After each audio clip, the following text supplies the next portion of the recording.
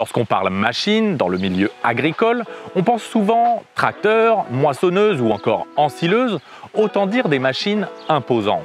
Aujourd'hui, j'ai décidé de m'intéresser à des véhicules au gabarit bien plus réduits, mais aux usages multiples, les triporteurs Scott Mob. Cette jeune entreprise fondée par Paul Scottmans propose deux gammes de triporteurs. Une première gamme made in France, homologuée pour circuler sur la route, et une autre gamme importée d'Europe, celle-ci non homologuée. Je me rends donc sur l'exploitation de Sébastien Crépeau, l'un des premiers acheteurs en France. Je l'ai vu en feuilletant Pâtre, donc la revue ovine de Réussir. J'ai feuilleté, je suis tombé sur un petit encart et j'ai trouvé le concept intéressant. Ça faisait longtemps que je me posais la question d'un quad. Voilà, mais vu la petitesse de mon exploitation, c'était un investissement un petit peu lourd. Donc j'avais jamais franchi vraiment le pas. Et mon gros problème avec le quad, c'est que on ne peut se transporter que soi, à moins d'acheter un modèle de mule plus gros, ou alors d'avoir toujours une remorque derrière, ce qui complique encore l'utilisation. C'est tout simple,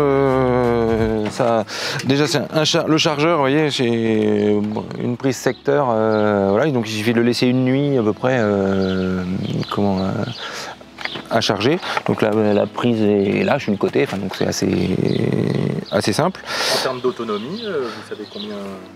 Alors il le propose pour 40 km. À peu près, ça je pense que c'est sur route goudronnée, le vent dans le dos, quoi.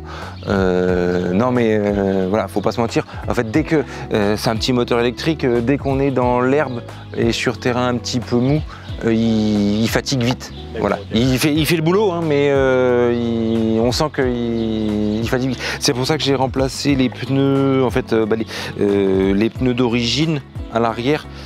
J'ai mis des pneus de motoculteur déjà pour lui donner un petit peu d'adhérence supplémentaire. Dans les prés, je pense qu'on va pas beaucoup moins vite qu'un quad, et en tout cas on va plus vite qu'un petit tracteur ou un truc comme ça, quoi. Hop, une clé de contact toute bête, voilà, qui là, la batterie est pleine, et puis après comme une mobilette, on tourne et ça avance. C'est très maniable, en fait, ça, vu que la fourche est verticale, ça tourne vraiment presque sur place, malgré la longueur du truc. Et puis après, oui, il y a une marche arrière. Hop, la remorque bascule. En fait, il y a un petit système de crochet. Hop.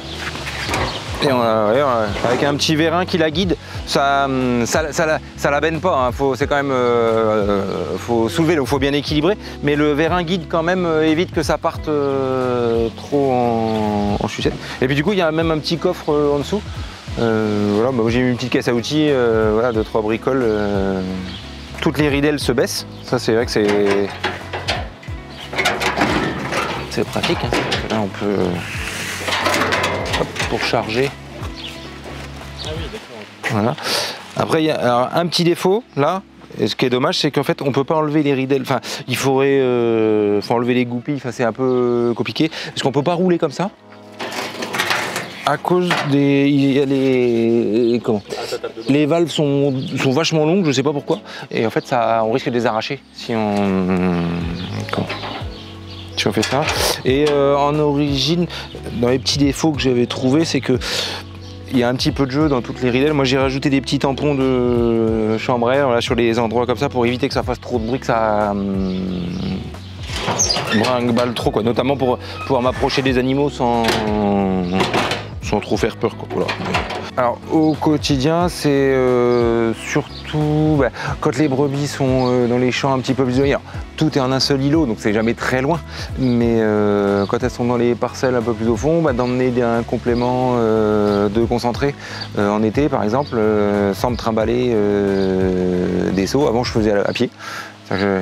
Et le compteur m'a permis de me rendre compte que quand je faisais 1,2 km avec un seau au bout de chaque bras tous les jours, finalement c'est pas mal de faire ça. Et ça me permet en plus de complémenter mieux, un petit peu plus, enfin voilà, d'un peu plus. Je suis moins dépendant de ma force à moi, quoi, et de ma résistance.